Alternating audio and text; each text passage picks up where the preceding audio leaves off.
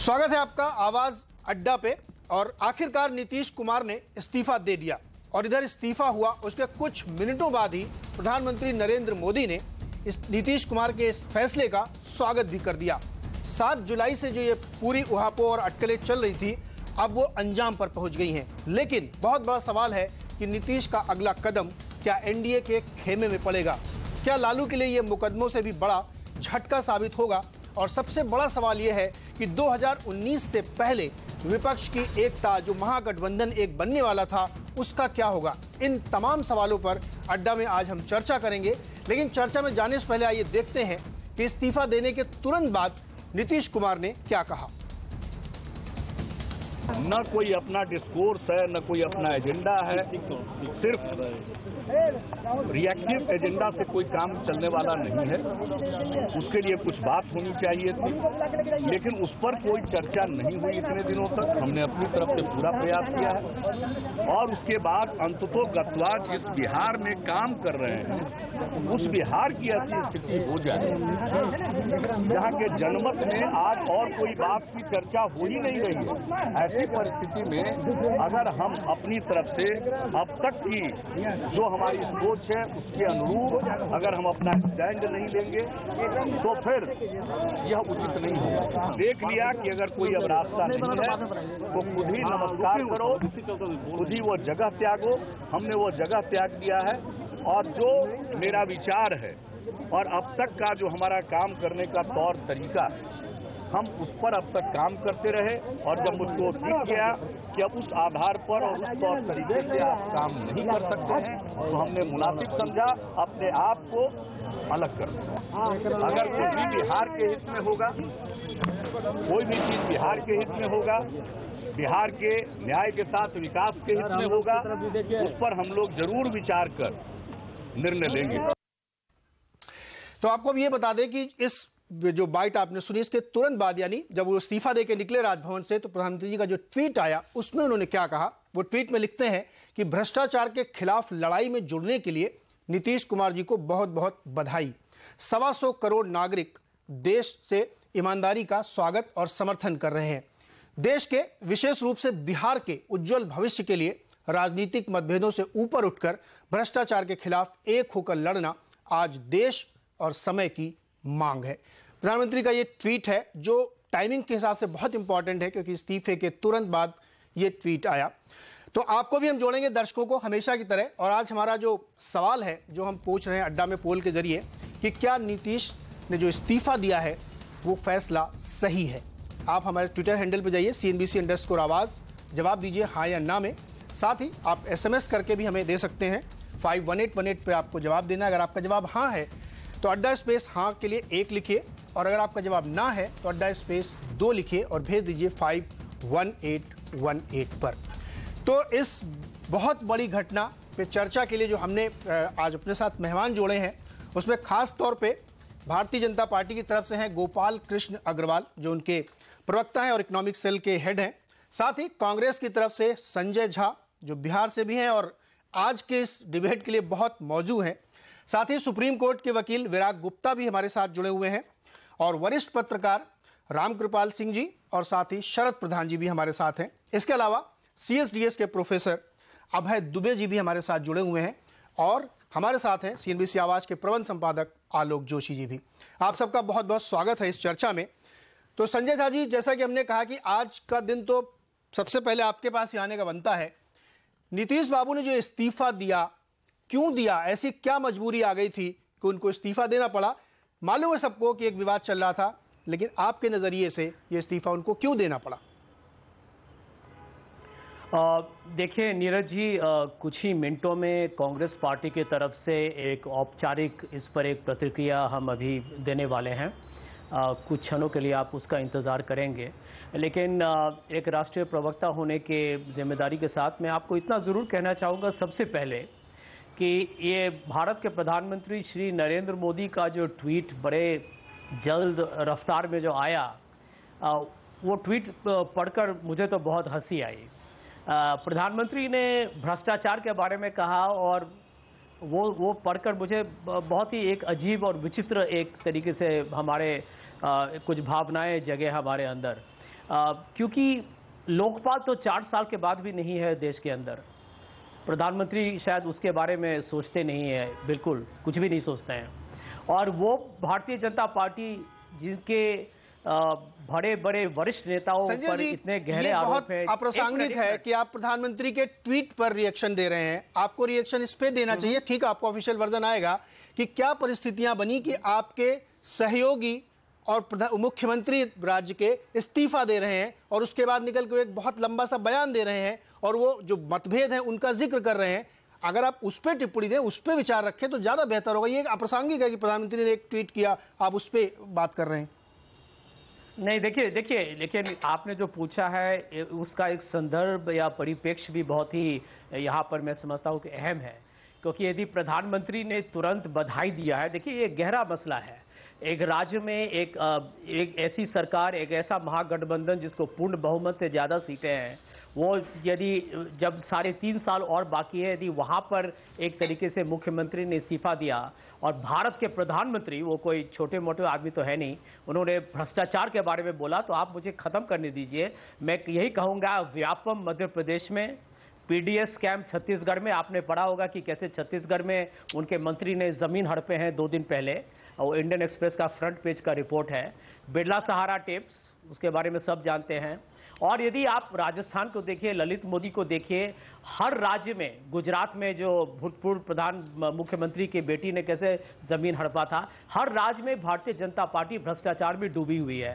मैं समझता हूं कि बहुत ही एक तरीके से मुझे अजीब लगा, मुझे तो काफी वो पाखंडी बयान लगा। लेकिन आपके प्रश्न का मैं जवाब देना चाहूंगा नीरज जी, वो ये सिर्फ ये है कि देखिए, अंत में महागठबंधन को जनादेश मिला था कि 5 साल तक हम बिहार में एक अच्छा सरकार चलाएं जी। और ये बात भी सही है कि अब तक सरकार ने काफी वहां पर उपलब्धियां और बहुत मैंने सुना है कि तरक्की लाया था। मैं बिहार का हूं, बिहार के मेरे ढेर सारे मेरे रिश्तेदार हैं।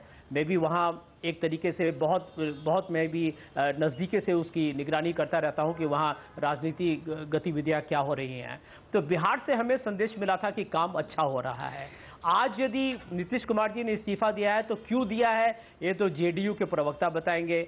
हमने आपके चैनल पर जब आलोक जोशी, संजय जी, मैं आपके पास दोबारा आऊंगा, आप थोड़ा इंतजार कर लीजिए और कंस्ट्रक्ट कर लीजिए। आपको इसलिए जवाब देना चाहिए, जेडीयू तो देंगे ही, क्योंकि कुछ दिन पहले राहुल गांधी की एक मुलाकात हुई है और कांग्रेस के साथ विचार विमर्श हुआ है। नीतीश कुमार ने कहा है कि उन्होंने लालू यादव और राहुल जी को इस समस्या के बारे में बताया था। तो आप ये नहीं कह सकते कि आप जवाब देने की स्थिति में नहीं। बहरहाल मैं आपके पास दोबारा आऊंगा। रामकृपाल जी, आपके पास आते हैं। सिचुएशन बहुत ही कॉम्प्लेक्स हो चुकी है और ये जो कई दिनों का घटनाक्रम था वो चला। नीतीश बाबू ने जो इस्तीफा दिया वो एक तरीके से कह सकते हैं आपकी उनकी मजबूरी बन गई थी कि वो इस्तीफा दें और लालू यादव को बैकफुट पे डालें, या दूसरी परिस्थिति ये थी कि उन्होंने एक पोजीशन ले ली थी, अब उससे पीछे नहीं हट सकते थे, इसलिए उनको देना पड़ा। आप कैसे इंटरप्रेट करेंगे इस इस्तीफे को? देखिए, मैं एक बात तो तय थी कि ये नीतीश जी का और जिस तरह से वहाँ लालू जी का या दोनों पार्टियों का गठबंधन जिस तरह चल रहा था, सबको पता था कि ये जितना लंबा खींचेगा उसमें नीतीश जी अपनी साख को खोएंगे। सत्ता जोड़ तोड़ करके फिर भी मिल सकती थी, वो अलग चीज़ थी, लेकिन नीतीश का जो एक स्वभाव रहा है, वो नीतीश जिस कुर्सी पर बैठते हैं उनको उस कुर्सी से कुछ लेना नहीं होता है, बल्कि उस कुर्सी पर बैठ करके दूसरों को देना होता है। दूसरा, जिससे उनका गठबंधन था, वहाँ पे जो भी बात है कि किसी कीमत पर कुर्सी नहीं छोड़नी है, क्योंकि वो कुर्सी से कुछ न कुछ पाना चाहते हैं और पाने की बात होती है। दोनों का एक बड़ा बेसिक फर्क था। तो ये बहुत दिनों तक कैसे निभता, रहीम ने जैसे लिखा है, कह रहीम कैसे निभाए बेर केर को संग, वे डोलत रसाप ने उनके फाटत अंग। ये होना ही था। और मैं ये कहता हूँ कि इसके 2 तरीके हो सकते थे। नीतीश अगर ऑफेंसिव हो करके कोई ऐसा काम करते, मुख्यमंत्री की हैसियत से बर्खास्त कर सकते थे। किसी भी मंत्री को रखना, किसी को निकालना उनका काम था। फिर क्या होता, नीतीश ने कहा कि कोई भी काम करने से बेहतर यह है कि खुद एक बड़ा कदम उठा लो। नीतीश ने खुद त्याग की भावना की कि मेरा कोई कुर्सी से ऐसा मोह नहीं है, छोड़ सकता हूं मैं कुर्सी।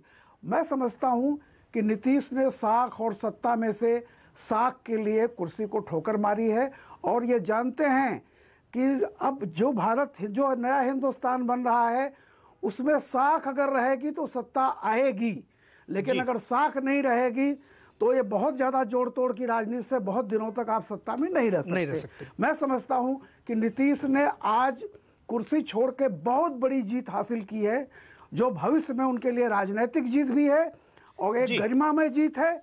और मैं हमेशा इस बात को कहता हूं कि जीवन का मूल्य उसकी गरिमा में है, उसकी सफलता में नहीं।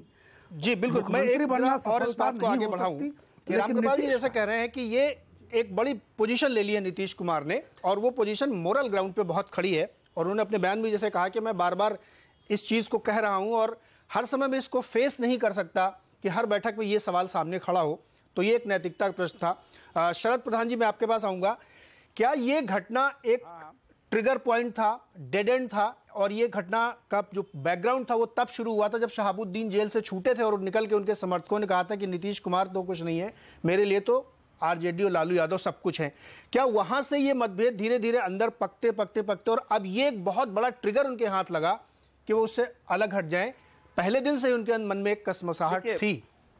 शरद प्रधान जी, देखिए, ये जहां तक इसका सवाल है, अंदर अंदर तो कभी भी ये एक दूसरे के करीब तो अंदर डिफरेंसेस तो शुरू से रहे हैं, डे वन से। ये सबको मालूम था कि जो रामकृपाल जी ने बड़ी खूबी एक्सप्लेन किया, जो फर्क लालू प्रसाद यादव और उनकी पार्टी और नीतीश कुमार में है, वो उन्होंने बड़ा स्पष्ट कह दिया, उसको मैं दोहराऊंगा नहीं। तो ये जो जमीन आसमान का फर्क था, इसका गठबंधन बनाया गया था, इस वजह से जोड़ तोड़ की राजनीति थी, क्योंकि बीजेपी से लड़ना था। अब लालू प्रसाद यादव जो हमेशा क्लेम करते हैं कि उनकी मेन लड़ाई सांप्रदायिक ताकतों से यानी कि बीजेपी से है, उन्होंने इस पूरे प्रकरण में ये बात स्पष्ट कर दी, अपने बेटे के पुत्र प्रेम से ज्यादा उनको किसी चीज से प्रेम नहीं है। उनको सांप्रदायिकता से अगर लड़ना होता तो वो अपने बेटे से इस्तीफा दिलाते। अपने बेटे से उनको उसी वक्त इस्तीफा दिला देना चाहिए था जब उसके सारे उनके कारनामे खुल चुके थे। और इसमें कोई ये दुनिया की बातें जो आरजेडी वाले तरह की जो ये बातें करते रहते हैं कि साहब वो जब तक प्रूव ना हो जाए कि चोरी करी है तब तक कैसे मान लें, कोर्ट ना कर दे, इस तरह के ये जो दलीलें दी जाती हैं जो हर चोरी करने वाला देता है, इससे स्पष्ट होता है कि लालू प्रसाद यादव को प्रेम इससे नहीं था, इस लगाव इस बात से नहीं था कि उनको बीजेपी को दूर रखना सत्ता से अगर ऐसा होता और अपने बेटे को इस्तीफा दिला देते तो नीतीश कंटिन्यू करते, बिल्कुल ये नौबत नहीं आती। ये जो बयान जेडीयू आरजेडी की तरफ से बार बार आता है कि भाजपा को दूर रखने के लिए हमने ऐसा किया था, ये सब इस घटना के बाद साफ दिख रहा है कि नहीं, सत्ता ज्यादा महत्वपूर्ण थी, भाजपा को दूर रखना एक दूसरा बहाना। गोपाल कृष्ण अग्रवाल जी, नीतीश कुमार जी ने कई बार ऐसे बयान दिए जिससे ऐसा लगता है कि उनको बीजेपी का सहयोग कहीं ना कहीं से था। उन्होंने नोटबंदी का समर्थन किया, उन्होंने ईमानदारी की बात करी, जीएसटी में वो आपके साथ खड़े दिखे, और अभी तो लालू यादव सीधे आरोप लगा रहे हैं कि वो बीजेपी और संघ के इशारे पे काम कर रहे हैं, उनकी सेटिंग है। तो क्या अब ये माना जाए कि नीतीश जी एनडीए में शामिल होंगे और आप कोशिश करेंगे बिहार में सरकार बने?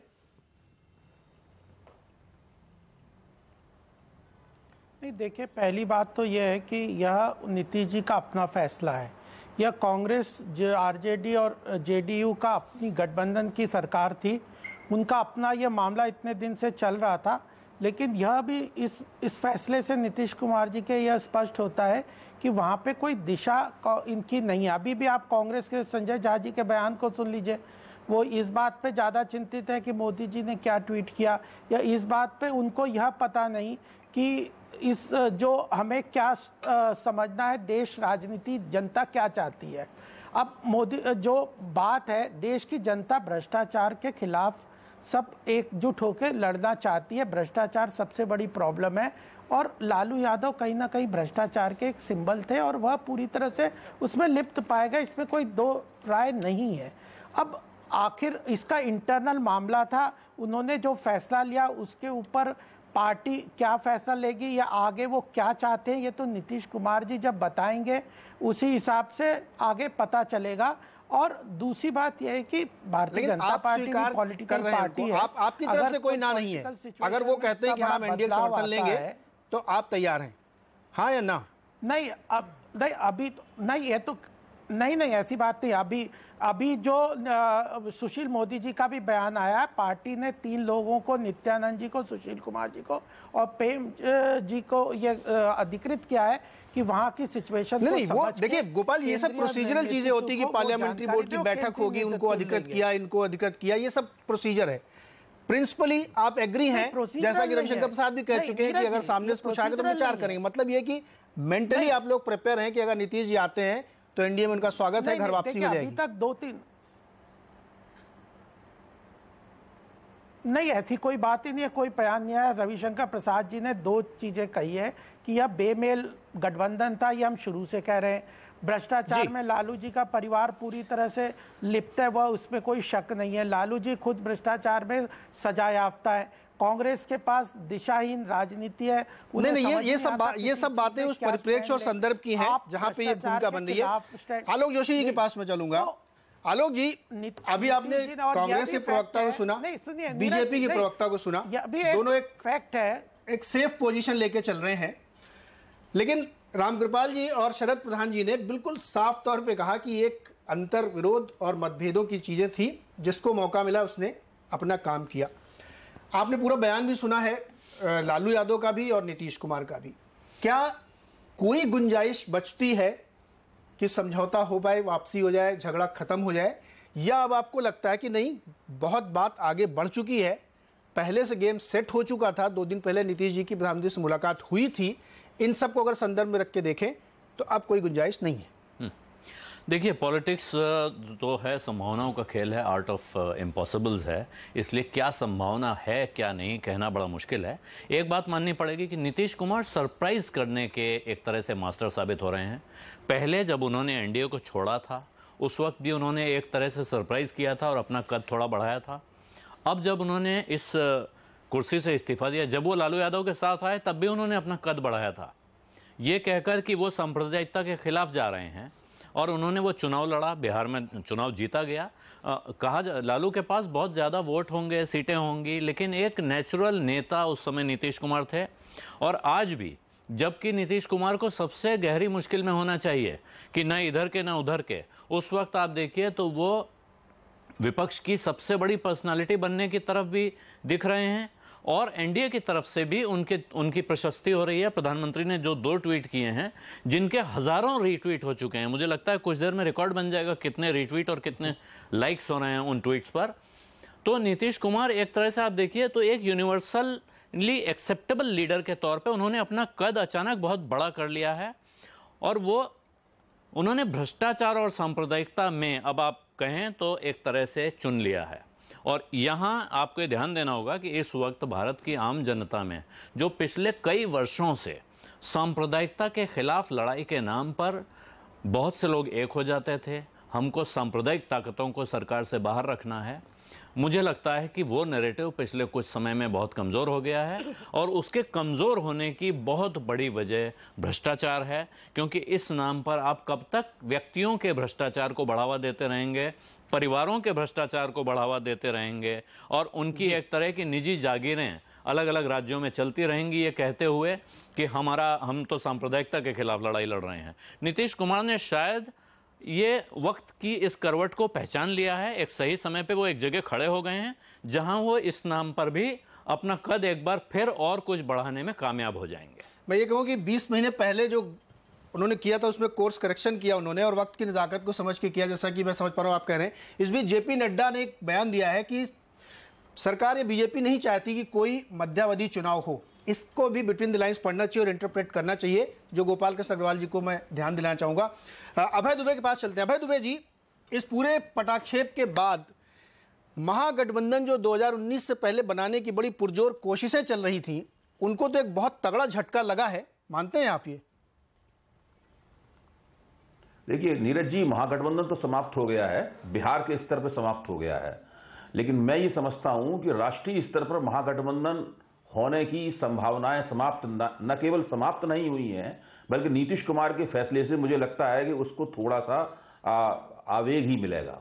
अब ये दूसरी बात है कि कल की तारीख में नीतीश कुमार अगर ये तय करते हैं कि उन्हें भारतीय जनता पार्टी के साथ मिलकर बिहार में सरकार बनानी है, तो मैं ये समझता हूं कि वो नीतीश कुमार की बिहार की राजनीति और उसके साथ साथ में राष्ट्रीय राजनीति का पूरी तरह से खात्मा होगा। अगर नीतीश कुमार विपक्ष में रहते हैं और मुख्यमंत्री नहीं रहते हैं तो मुझे लगता यह है कि वो ओबीसी जातियों के बीच में से एक ऐसे नेता के रूप में उभरेंगे जो कि नरेंद्र मोदी को राष्ट्रीय मंच पर चुनौती दे सकते हैं। यह मेरा मानना है। दूरगामी दृष्टि से नीतीश कुमार के इस फैसले का विपक्ष की राजनीति को बहुत लाभ होने वाला है। मैं आलोक जी की बातों से सहमत होते हुए अपनी ये बात कह रहा हूं। मेरा मानना यह है कि विपक्ष के पास अभी ऐसा कोई भी नेता नहीं है जो कि नरेंद्र मोदी के सामने खड़े होकर यह दावा कर सके कि न तो वो भ्रष्ट है, न वो भाई भतीजावादी है, न ही वो परिवारवादी है और उसके पास अच्छे प्रशासक होने का एक रिकॉर्ड है। केवल और वो ओबीसी नेता भी है। वो मोदी की तरह एक संदिग्ध ओबीसी नेता नहीं है, वो बाकायदा एक ओबीसी नेता है। तो मैं ये कहना चाहता हूं कि नीतीश के इस्तीफे से बिहार की राजनीति में भले ही जो भूचाल आएगा वो धीरे धीरे हमें पता चलेगा कि बिहार की राजनीति किस दिशा में जाएगी। अभी हमें अंदाजे बहुत ज्यादा इसमें लगाने की जरूरत नहीं है कि नीतीश कुमार ने नहीं कहा है कि वो भारतीय जनता पार्टी के अंदर चले जाएंगे। और मैं लालू यादव की इस बात से पूरी तरह असहमत हूं कि ये पहले से सब सेट था। मैं इस तरह की कॉन्स्पिरेसी थियरी के पक्ष में नहीं हूं। मेरा मानना यह है कि घटनाओं का ये एक विकास था और अगर लालू यादव को भारतीय जनता पार्टी से और सांप्रदायिकता से लड़ने में दिलचस्पी होती तो उन्होंने तेजस्वी यादव से इस्तीफा दिला दिया होता और अपने किसी दूसरे विश्वस्त व्यक्ति को मंत्री बना दिया होता। तो सवाल यह है कि गठबंधन जो होता है वो पार्टियों के बीच में होता है जी। पार्टियों को मंत्री पद प्राप्त होते हैं, लेकिन लालू यादव का कहना था कि उनके बेटे को ही मंत्री पद चाहिए। तो ये लालू का जो परिवारवाद है और सामाजिक न्याय की राजनीति का दावा करने वालों का जो भ्रष्टाचार है, उनका जो परिवारवाद है, उसकी वजह से इन तमाम नेताओं की साख सार्वजनिक जीवन में पूरी तरीके से गिर चुकी है। उनकी अपनी बिरादरी को छोड़कर बाकी उनको कोई नेता नहीं मानता है जी। बिल्कुल, ये कमजोर जातियों को, चाहे वो दलित हों चाहे वो पिछड़े हों, उनको एक राष्ट्रीय स्तर का नेता चाहिए। अगर मोदी को कोई चुनौती नहीं देगा तो मोदी राष्ट्रीय स्तर पर पिछड़े वर्ग के नेता बन जाएंगे। काफी कुछ बन चुके हैं, वो प्रक्रिया लगातार जारी है। अगर मोदी की इस प्रक्रिया को पटरी से उतारना है तो नीतीश कुमार को और उन जैसे नेताओं को जो न परिवारवादी हैं न भ्रष्ट हैं, उनकी बिल्कुल अभय जी, लेकिन मैं इसमें जोड़ना चाहूंगा कि ये जो एक नैरेटिव चलता है कि वो अगड़े के नेता, वो पिछड़े के नेता, वो दलितों के नेता, वो मुसलमानों के नेता, ये नैरेटिव मुझे लगता है थोड़ा पुराना पड़ गया है, क्योंकि बहुत सारे ऐसे इंस्टेंसेस दिखे हैं जहां पे बहुत कद्दावर नेता कुछ नहीं कर पाए हैं। यादवों के सबसे बड़े नेता मुलायम सिंह यादव हैं, उनकी स्थिति क्या हुई उत्तर प्रदेश में? अखिलेश यादव युवा नेता के तौर पे आए, यादव नेता, ईमानदार छवि, कुछ नहीं हो पाया क्योंकि जो नैरेटिव है वो शायद अब बड़े स्तर पे बदल रहा है। और उसको काउंटर करने के लिए नीतीश कुमार जी एक थे जिनकी स्वच्छ छवि थी, लेकिन वो आज के बाद थोड़ा सा डाइवर्ट हुई है। उस पर हम दोबारा चर्चा करेंगे। विराग जी को भी शामिल कर लेते हैं। विराग गुप्ता सुप्रीम कोर्ट के वकील हैं। विराग जी, ये जो पूरा घटनाक्रम हुआ इसमें एक कानूनी पक्ष है, एक तकनीकी पक्ष है कि लालू यादव जी जिस तरीके से फंस गए थे, उनके परिवार के भी लोग फंस गए थे, तो क्या उनको ऐसा डर था कि अगर वो हट गए सत्ता से, अपने बेटे को भी हटा लिया तो मुश्किलें और ज्यादा बढ़ जाएंगी? तो ये एक लास्ट रिसोर्ट था कि बने रहे, शायद कुछ सेफ हो जाए, ये कोशिश थी? या फिर एक पॉलिटिकल कमेंटेटर तो आप ये कह सकते हैं कि उनके पास कोई चारा ही नहीं था कि वो सत्ता के लालच में बने रहे, जो होगा होगा? देखिए, चारा की बात करें तो लालू जी देश में विशिष्ट नेताओं में से हैं। वो और स्वर्गीय जयललिता जी जो कन्विक्टेड थे, लालू जी चारा घोटाले में कन्विक्टेड थे और उसके बाद उन्होंने अपनी पत्नी को मुख्यमंत्री बनाया, तो उनसे ऐसी अपेक्षा करना है कि वो अपने पुत्र को छोड़ के किसी और को मंत्री बनाएंगे, ऐसी उम्मीद करना उनसे मैं समझता हूं कि राजनीतिक नासमझी रहेगी। मैं इसको तीन तरीके से देखता हूं। पहली बात यह है कि नीतीश कुमार जी को पहले से पता था कि लालू यादव जी चारा घोटाले में वो कन्विक्टेड हैं और उसके बावजूद भी उन्होंने गठबंधन किया। और अब इस मुकाम पे छोड़ना मैं समझता हूँ उसका राजनीतिक निहितार्थ ज़्यादा है। लेकिन अगर मैं संविधान की दृष्टि से देखूं तो संविधान चलता है पक्ष और विपक्ष से, और जो नीतीश कुमार जी का आज का एक्शन है मैं उसको मानता हूँ कि भारत में विपक्ष का जो एक विकास हो रहा था ये उसका जो भ्रूण है उसकी एक भ्रूण हत्या ही हो गई है। क्योंकि कुछ दिनों पहले दो बातें आई थी। पहले नंबर पे नीतीश कुमार जी ने बोला था कि कांग्रेस के पास कोई वैकल्पिक मॉडल नहीं है, और विपक्ष की तरफ से बार बार नीतीश कुमार जी को बोला जा रहा था कि वो एक भावी नेता हैं। और जब प्रधानमंत्री खुद अगर उनके समर्थन में ट्वीट कर रहे हैं तो मैं समझ रहा हूं कि विपक्ष की जो संभावनाएं थी उनकी भ्रूण हत्या हुई है। अब अगर मैं नीतीश कुमार जी की बात को समझूं कि नीतीश कुमार जी ने मांग क्या की थी, उन्होंने ये नहीं मांग किया था कि तेजस्वी यादव को दंडित किया जाए, उन्होंने ये मांग किया था कि जो आरोप लग रहे हैं आप उनकी एक पब्लिक आप स्क्रूटनी कराइए, आप उसका एक क्लैरिफिकेशन इशू कीजिए। तो अगर हम नीतीश कुमार की इस मांग को राष्ट्रीय स्तर पर लागू करें कि देश में भ्रष्टाचार में लिप्त जितने भी नेता हैं किसी भी पार्टी के, वो सारे लोग अपने अपने ऊपर लग रहे आरोपों पर अपनी सार्वजनिक अपनी अभिव्यक्ति जारी करें। आज का ही समाचार है कि यूपी में जो नई सरकार है, योगी सरकार है, उसके अनेक विधायक, सैकड़ों विधायक और मंत्रियों ने अपनी संपत्ति की घोषणा नहीं की। ये कानूनी उत्तरदायित्व है। तो क्या ये जो भ्रष्टाचार के मामले हैं, क्या राजनीतिक दायरे में ही इनका सीमा रहेगा उनका सारा? अगर देश में कांग्रेस मुक्त भारत बन रहा है और अगर कुछ पार्टियों का ही यहाँ पर पूरे अगर एकाधिकार है, तो उसके भीतर भी तो भ्रष्टाचार के ऊपर जो संवैधानिक और कानूनी सवाल हैं वो खड़े होने पड़ेंगे। तो मैं समझ रहा हूँ कि नीतीश कुमार जी ने जो बात बोली है, लेकिन प्रॉब्लम क्या होती है यहाँ पे, देखिए बहुत बहुत पॉइंटेड आपने बात कही कि जो विपक्ष है जिससे ये उम्मीद थी कि वो ऐसे मुद्दों को इतना बड़ा करे कि मोदी को भी जवाब देने में दिक्कत हो कि यूपी के तमाम मंत्री विधायक अपनी संपत्ति का खुलासा क्यों नहीं कर रहे, ये एक इशू है। लेकिन शायद विपक्ष इस बात को खड़ा ही नहीं कर पा रहा, वो फ्रिंज के इश्यूज पर ज्यादा उलझा रहता है। एक बार फिर चलते हैं कांग्रेस के प्रवक्ता संजय झा के पास। संजय झा जी, सुरजेवाला जी ने अभी थोड़ी देर पहले कहा कि वो बहुत निराश हैं कि वहां का ये गठबंधन टूट गया है, लेकिन अभी तक कोई कॉन्क्रीट बयान आपकी तरफ से नहीं मिल पा रहा कि करेंगे क्या आप लोग, अब कोशिश क्या होगी, आगे की तैयारी आपकी क्या है? देखिए, हमारे तरफ से कोशिश यही होगी कि बिहार के आवाम में बहुत ज़्यादा उम्मीद और अपेक्षाएं हैं और यह थी इस महागठबंधन से, और एक तरीके से मुझे लगता है कि उनके साथ, उनकी उम्मीदों के साथ उनके जो भी सपने थे उसका विश्वासघात न किया जाए। और जेडीयू और आरजेडी के नेताओं से हम कोशिश करेंगे कि हमने कोशिश की भी है वैसे कि उनको समझाएं और एक तरीके से एक समझौता हो। मैं इस पर ज़्यादा अभी टिप्पणी नहीं करूंगा, लेकिन इतना ज़रूर कहूंगा कि देखिए, आलोक जी का मैं बहुत बहुत इज्जत करता हूँ, वो बहुत ही अच्छे तरीके से ये सारे प्रोग्राम को एंकर करते हैं, लेकिन मैं आज उनसे एक बात पर इत्तेफाक नहीं रखूंगा जब उन्होंने कहा कि भारत में सांप्रदायिक जो एक मुद्दा है वो कमज़ोर हो चुका है। मैं उसको नहीं मानता।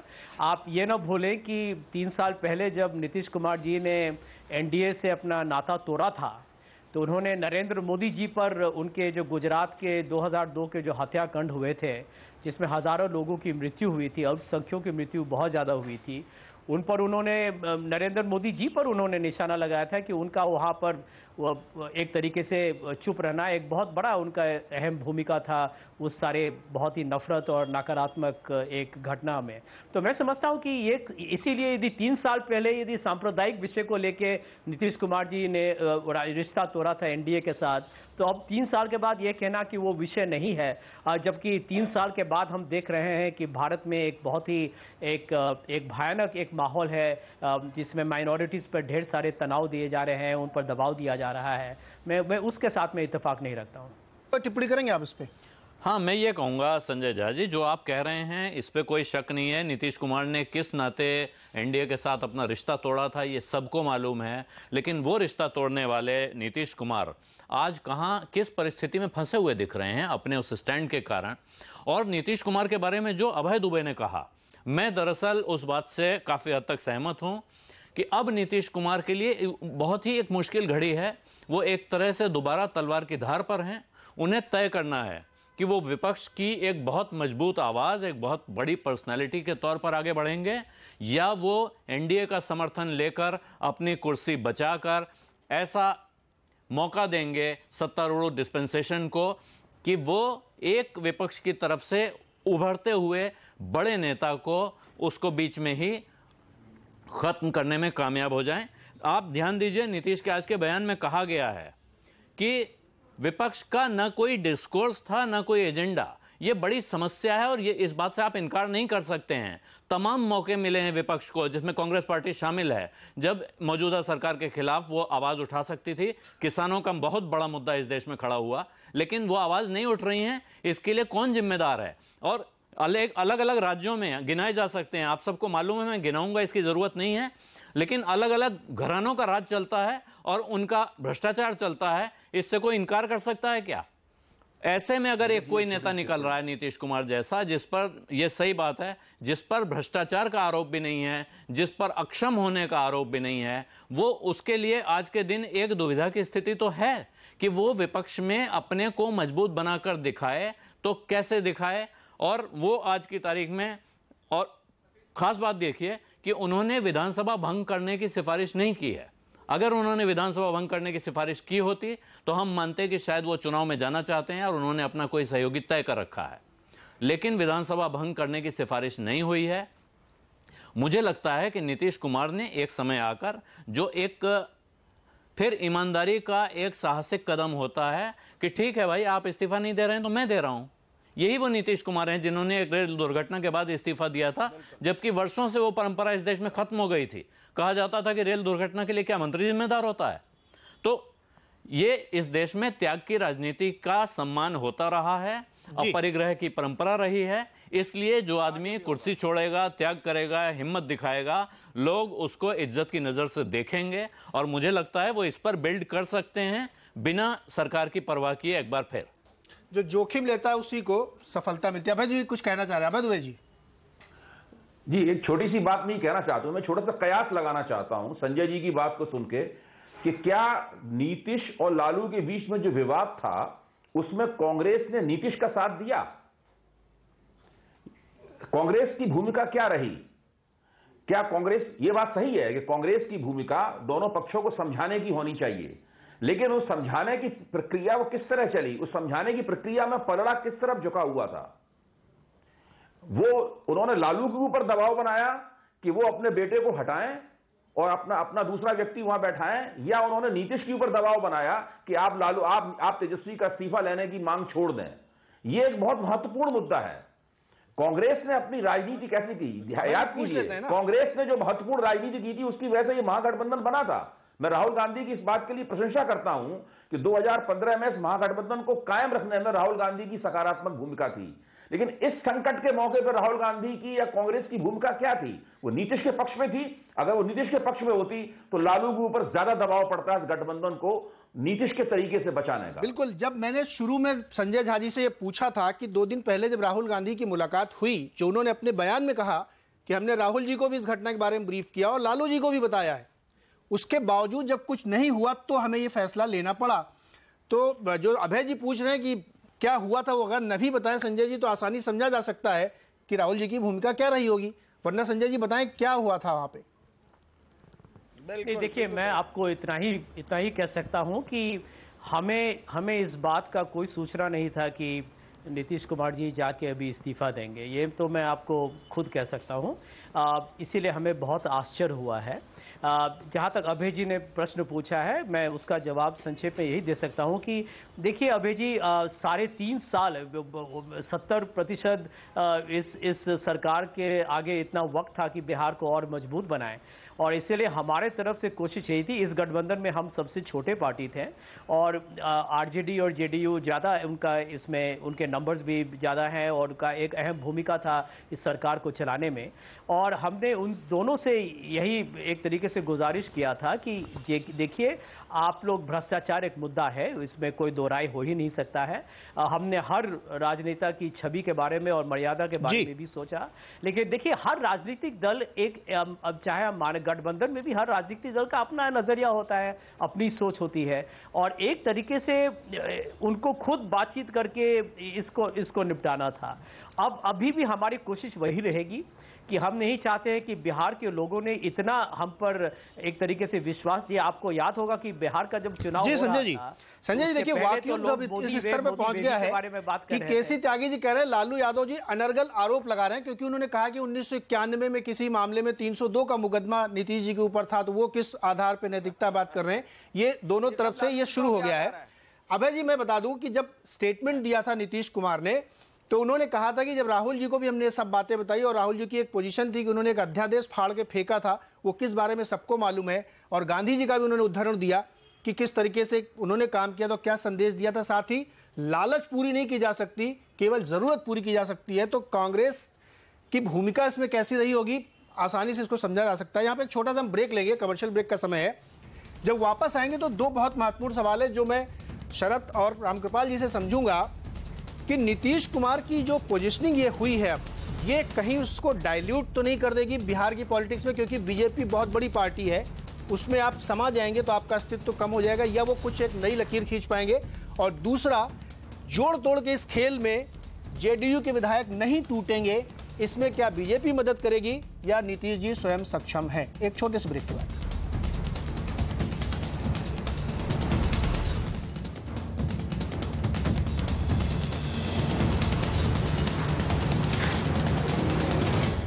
एक बार फिर से स्वागत है आपका आवाज अड्डा पे। और आज हम चर्चा कर रहे हैं कि बिहार में जो एक नया घटनाक्रम हुआ जिसमें मुख्यमंत्री नीतीश कुमार ने इस्तीफा दे दिया है।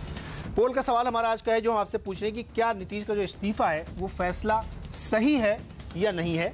आप जवाब दे सकते हैं। CNBC_आवाज ट्विटर हैंडल है, उस पर जाइए, हाँ या ना में आप अपना जवाब दर्ज कर सकते हैं। साथ ही SMS भी आप कर सकते हैं 51818 पर। अगर आपका जवाब हाँ है तो अड्डा स्पेस 1 लिखिए, अगर आपका जवाब ना है तो अड्डा स्पेस 2 लिखिए और मैसेज करिए 51818 पर। चर्चा को आगे बढ़ाते हैं। शरद प्रधान जी, आपके पास आऊंगा मैं पहले, इसके बाद रामकृपाल जी समझूंगा कि अब बिहार में विपक्ष की राजनीति क्या होगी। इसका संदर्भ मैं ये दे दूं आपको कि नीतीश कुमार जी, मैं एजम्पशन पे कर रहा हूं कि वो एनडीए की तरफ चले जाते हैं तो उनका कद डाइल्यूट होगा, जैसा कि अभय जी भी इशारा कर रहे हैं। एक परिस्थिति वो हो सकती है, या कोई दूसरी स्थिति आपको लगती है कि बिहार की परिस्थितियां क्या होंगी? देखिए, जहां तक डाइल्यूशन का सवाल है, बिल्कुल स्पष्ट है कि ये नरेंद्र मोदी का जो ट्वीट है वो नीतीश कुमार के लिए दाना डालने वाला काम है। और नीतीश कुमार अगर उस ट्रैप में आ जाते हैं तो इससे उनका, नीतीश कुमार का व्यक्तिगत नुकसान तो होगा ही, लेकिन बिहार की राजनीति का भी, लोकतंत्र का नुकसान होगा, क्योंकि विपक्ष खत्म हो जाएगा। लेकिन क्योंकि ये देखना नीतीश कुमार के लिए बहुत जरूरी है कि वो अगर अपना आज जो सैक्रिफाइस है इस भारत में, भारत के लोकतंत्र में, जब जब जो सैक्रिफाइस करता है उसको फल जरूर मिलता है और उसका स्टेचर बढ़ जाता है, जो आज की डेट में नीतीश कुमार के साथ हुआ है। ये अगर नीतीश कुमार इसको मेंटेन रखते हैं तो राष्ट्रीय राजनीति में उनका जो कद है वो कहीं ज्यादा हो जाएगा। और जो बात चल रही है महागठबंधन की राष्ट्रीय स्तर पे 2019 को मद्देनजर रखते हुए, उसमें एक बहुत ही फर्क, और अगर वो ट्रैप में आ जाते हैं तो फिर तो मोदी की वाहवाह हो जाएगी, क्योंकि उनके लिए ये बड़ा क्लियर हो जाएगा कि राष्ट्रीय स्तर पे महागठबंधन विपक्ष की एकता नहीं मुमकिन है। ये अगर उसमें नीतीश कुमार आते हैं तो मुझे लगता है कि नीतीश कुमार को इस वक्त बिहार की राजनीति से उठ करके राष्ट्रीय राजनीति के बारे में सोचना पड़ेगा, क्योंकि जिस तरीके का डायरेक्शन उनके जो एटीट्यूड से दिखता है कि वो शायद इसी तरह करेंगे। यस, ये बात ठीक है कि बिहार की राजनीति जिस डायरेक्शन में जा रही है वहां प्रेसिडेंट जरूर लग सकता है, वहां रामकृपाल जी के पास चलते हैं, कोई अर्ज नहीं उसके बाद। रामकृपाल जी, जैसा कि शरद जी कह रहे हैं कि क्या ये संभव है, या मैं अटकल लगा रहा हूं कि क्या नीतीश कुमार जी ने बिना पहले किसी होमवर्क के इतना बड़ा कदम उठाया होगा? एक सवाल हो सकता है। दूसरी प्रोबेबिलिटी ये हो सकती है कि नीतीश जी जब अगर उनके साथ गए, या जैसा कि वो बार बार कह रहे हैं, बीजेपी की तरफ से ये जो इशारा आ रहा है कि सरकार चलनी चाहिए 5 साल, ये इंडिकेशन है, अगर वो होता है तो क्या होगा? और इसी के साथ मैं जोड़ दूं कि जो जेडीयू में बिखराव की संभावना हो सकती है उसको कैसे रोकेंगे? देखिए, मैं कोई भविष्यवक्ता तो हूँ नहीं कि एकदम सारी चीज़ें बता दूं। आज जो घटना हुई है उसको लेकर के और जो चीज़ें चल रही थी उस पर मैं कुछ बातें जो ज़रूर कहना चाहूँगा। ऐसा लगता है जैसे नीतीश कुमार अगर बीजेपी में या बीजेपी का समर्थन नहीं लेते हैं तो नीतीश को बहुत कुछ मिलने वाला है। कृपया मुझे कोई ये बता दे कि क्या मिलने वाला है। लालू जी के अभी के बयान आपने देख लिए, इससे ज़्यादा हमला और क्या हो सकता है? लालू जी ने क्या क्या नहीं कहा कि वो हत्या के मुजरिम हैं, क्या सब कुछ कह दिया उन्होंने, और वो मिले हुए हैं। कांग्रेस से जब प्रतिक्रिया आपने मांगी तो उन्होंने, पता नहीं, अभी तक कुछ नहीं होगी। संजय जी का मैं बड़ा सम्मान करता हूं, लेकिन वो गुजरात और पता नहीं कहां कहां दूसरे स्टेट में चले गए, और उनको लगा इनडायरेक्टली कमोबेश वो भी यही कहना चाहते थे कि ये क्या कोई साठगांठ अंदर खाने चल रही बीजेपी से। आप ये देखिए, नीतीश कुमार का नाम सबसे पहले शरद पवार ने जब लिया था, आज तक किसी कांग्रेस वाले ने कहा कि हाँ नीतीश कुमार राष्ट्रीय विकल्प हो सकते हैं। मैं अगर आज ये सवाल कर दूं कि कांग्रेस आज भी अद्वैतवाद में विश्वास करती है, उससे अगर पूछिएगा कि हिंदुस्तान का सबसे बड़ा नेता कौन है तो वो कहेंगे राहुल गांधी। तो जिस कांग्रेस ने कभी भी ये संकेत नहीं दिया कि राष्ट्रीय स्तर पर वो किसी को एक्सेप्ट करेगा, अब मुझे बताइए कि कौन सी एकता है जो आप लोगों को दिखाई पड़ रही थी?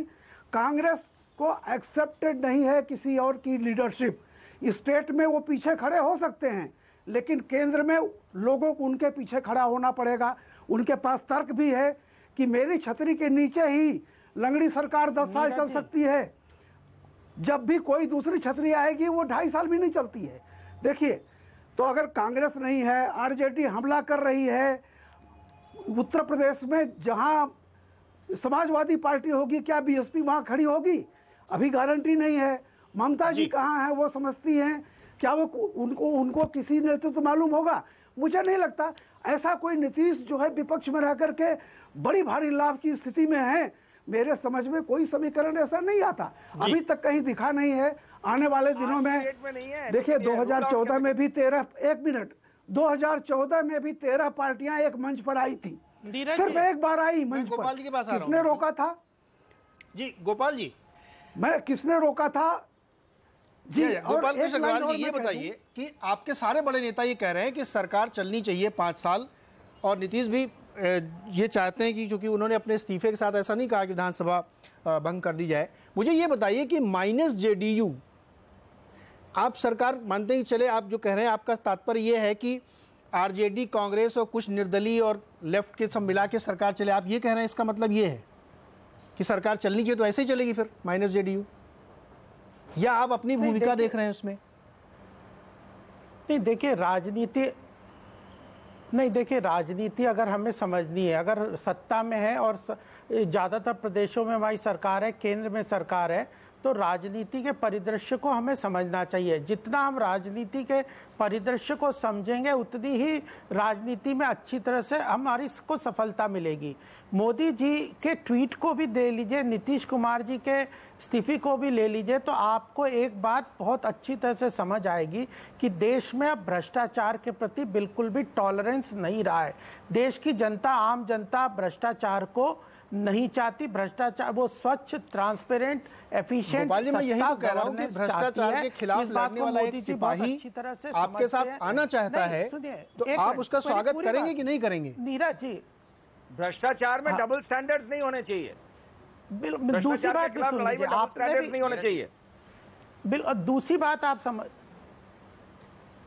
डबल स्टैंडर्ड की बात है। मैं वो दूसरी बात जो आपने कही वो मुझे बहुत अच्छी लगी, आलोक जी ने भी कही, कि जो देश में धर्मनिरपेक्षता के नाम पे अल्पसंख्यक तुष्टीकरण की राजनीति के ऊपर, वोटों की राजनीति पे जिन पार्टियों ने अपनी सत्ता चलाई देश में 60-65 साल की, उसमें कहीं ना कहीं अब लोगों का मोह भंग हो गया है। और वो माइनॉरिटी, नीरज जी ने, गोपाल जी, ये आलोक जी ने नहीं कहा। टीवी के सामने तो मुझे देख रही है, लेकिन कौन मत कीजिए गोपाल जी, नहीं, लेकिन फिर भी ये जो बात है, गोपाल जी, आप आलोक जी के नाम से अपनी बात मत कीजिए। नीरज जी, एक सवाल मेरा है, सुन लीजिए। जी बिल्कुल, मेरा आपके पास गोपाल जी, मेरा एक सवाल, बिल्कुल छोटा सवाल, आप उसमें हाँ ना में क्यों नहीं जवाब देते? मुझे समझ में नहीं आ रहा। मैं एकदम सिंपल सवाल पूछ रहा हूँ कि भ्रष्टाचार के खिलाफ लड़ाई में एक सिपाही आपके साथ जुड़ना चाहता है, जिसका बहुत बहुमत भी है, समर्थन भी है, आप उसका स्वागत करेंगे या नहीं करेंगे? हाँ या ना? नहीं, वो जुड़ना चाहता है कि नहीं ये तो वो बता। अरे इसीलिए तो उसने इस्तीफा दिया है, भ्रष्टाचार के लिए तो उसने इस्तीफा दिया है कि वैसी सरकार नहीं चला सकते जहां पे उनको नैतिकता के आधार पर बड़ी दिक्कत हो रही है। के साथ आऊंगा नहीं तो उन्होंने कहा कि मैं भाजपा का समर्थन मांग रहा हूं, या ये उन्होंने नहीं कहा, लेकिन आप एक सिपाही का स्वागत करेंगे? हाँ, वो मेरे पास आए, मैं स्वीकार करने के लिए तैयार हूँ। और प्रदेश में स्वागत तो प्रधानमंत्री, मैं ये कह, स्वागत से मेरा मतलब ये है कि आप मानसिक तौर पर इस बात के लिए तैयार हैं कि एनडीए में उनको लिया जाएगा उनके। मैं इसलिए कह रहा हूं ये बार बार सवाल कि क्या, अब जब आप ये कह रहे हैं कि सरकार चलनी चाहिए वहां पे 5 साल, तो आप क्या ये कह रहे हैं कि माइनस जेडीयू सरकार वहां चले, या फिर आप अपनी भूमिका देख रहे हैं? तो आप खुल के बोलिए कि एनडीए सरकार बनाएगी तो समर्थन देने के लिए तैयार है। नहीं, अभी जो हमने ये कहा है कि वहां पे सरकार चलना चाहिए। आप सुशील मोदी जी और रविशंकर प्रसाद जी के स्टेटमेंट के ऊपर जा रहे हैं, तो उन्होंने ये भी तो कहा है कि 3 लोगों की कमेटी केंद्र ने बनाई है जो तय करेगी कि यहाँ पे क्या करना है। उसके डिसीजन के बाद केंद्र डिसाइड करेगा। अभी तो कोई डिसीजन हो ही नहीं सकता। जी बिल्कुल बिल्कुल। चलिए, मैं मान लिया कि एक टेक्निकल जवाब मुझे। विराग, आप कुछ कहना चाह रहे थे?